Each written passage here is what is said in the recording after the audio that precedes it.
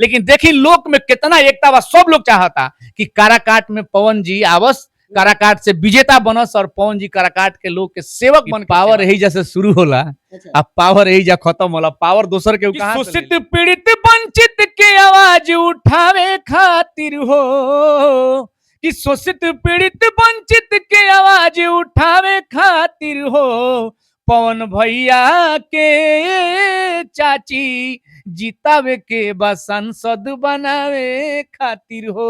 वाह, अभी फेरे में लगे हैं कि सांसद। अभी हमारे साथ विनय अकेला जी हैं और देखा जाए कि काफी ज्यादा एक इनका गाना आया है जो कि ट्रेंड कर रहा है। भैया कैसे हैं आप? पहले तो झटका न्यूज देखे वाला पूरा श्रोता लोग के चरण स्पर्श बा। भाई विनय अकेला की तरफ से बहुत निमन बनी। रउआ कैसन बनी बताई? हम भी अच्छे हैं, लेकिन आपका गाना ट्रेंड कर रहा है, चांद के टू कॉपी बाड़ू। पहले उस गाने पर चर्चा करेंगे, बाद में कुछ विशेष।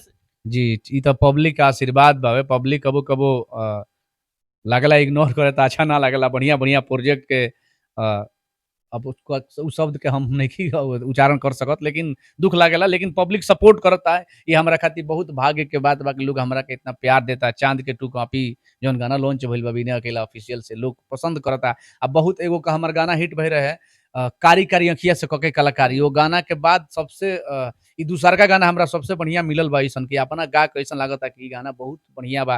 केहू के केहू जे भी रील बनावता अपना माई के भी साथे बना सकता, बहन के भी साथे बना सकता, मेहरारू के साथे भी बना सकता। चांद के तू कापी बाड़ू चाहे जिए खाती का में प्यार हम के उसे करबे ना कर तो प्यार प्यार होई। कलाकार हई हम, खानदानी कलाकार हई हम। हमनी के पेशा बा पूरा खानदानी कलाकार हई सब। हमनी के माई बाप के आशीर्वाद बा कि गावत तनी लोग हमरा के पसंद करता।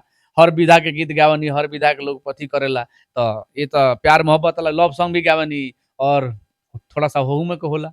देखिए, प्यार के चांद के टू कॉपी कहने का मतलब जैसे धोखा का बात किया हम।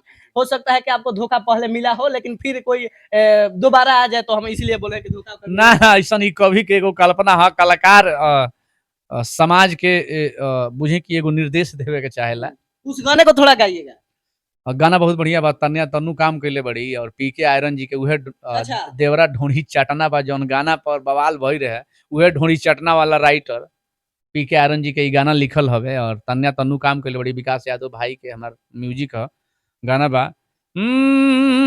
अरे कि जे तने बड़ाई करी कम बा, दोसर तो हर जोड़ा ना सनम बा, कि जे तने बड़ाई करी कम बा। ई गाना रउओ पर शूट करता। रउओ बड़ा क्रीम व्रीम लगावत तनी, उजर लागत तनी, चांद के तू कॉपी नियर लागत तनी।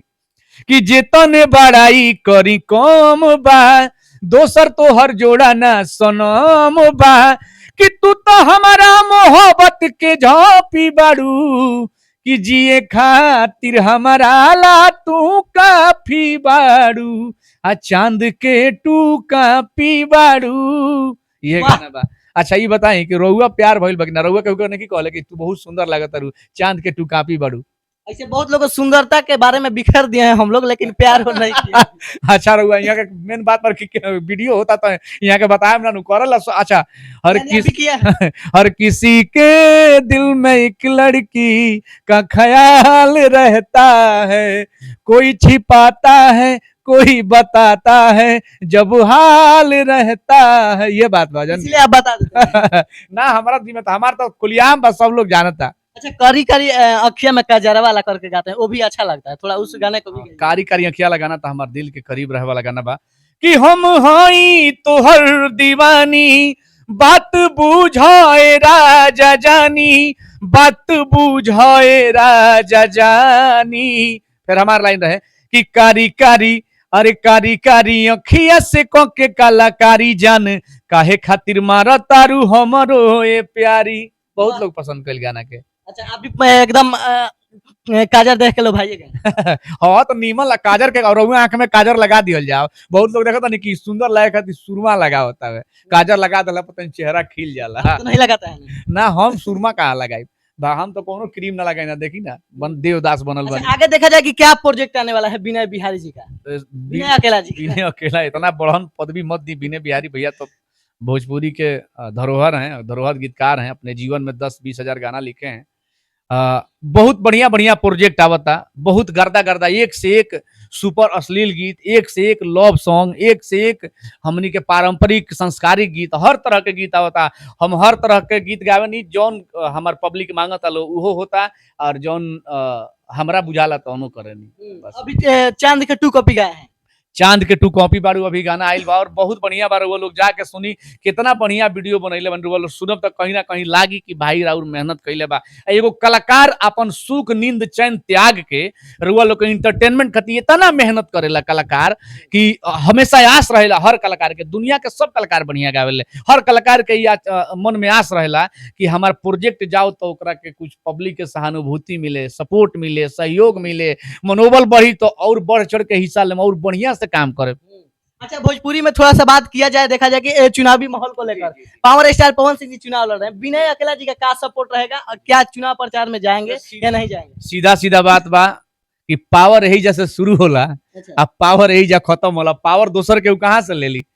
ई पवन भैया के डायलॉग है, वाकई में सच बात बावे, दिल से देखी, दिल से पवन भैया को मानते हैं। और हम ही ना जे आके उल्टा पुल्टा बोला था, पूरा भोजपुरी इंडस्ट्री में जितना गायक बड़े लगभग 95% लोग पवन सिंह के देख के ही, सीख के ही गायक भइल बा। अच्छा, भोजपुरी में के पावर स्टार हैं, आप भी मानते हैं? जी जी, हम भी मानते हैं। देखिए, अब मान लेते नहीं कि अब हाइट में बढ़ हो जाए तो बाबूजी के बेटा ना नु कहे, बताई बाबूजी के स्थान, मतलब बाबूजी के स्थान नु बा, कोई दोसर केहू नहीं ले सकत। लेकिन बहुत लोग का ये भी कहना है कि भोजपुरी के पावर स्टार हैं, क्या चुनावी माहौल में पावर काम करेगा?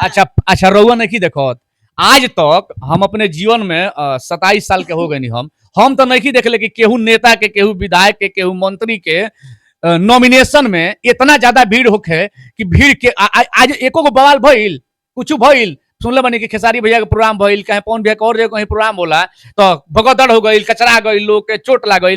लेकिन देखी लोक में कितना एकता बा, सब लोग चाहता कि काराकाट में पवन जी आवस, काराकाट से विजेता बनस और पवन जी काराकाट के लोग के सेवक बन के सेवा करस। थोड़ा सा यहाँ रोकना चाहेंगे आपको, देखा जाए कि उनके चाचा शायद मुखिया से खड़े थे आरा से, वहां से बहुत सारे स्टार को प्रचार करने के लिए बुलाए थे पवन सिंह जी और 133 वोट लाए थे, हो सकता है कि वही हो, बहुत लोग का कहना है। अरे ऐसा कोनो बात नहीं, देखिए उनके विरोधियों का कहना है, हम नहीं बोल रहे हैं सर।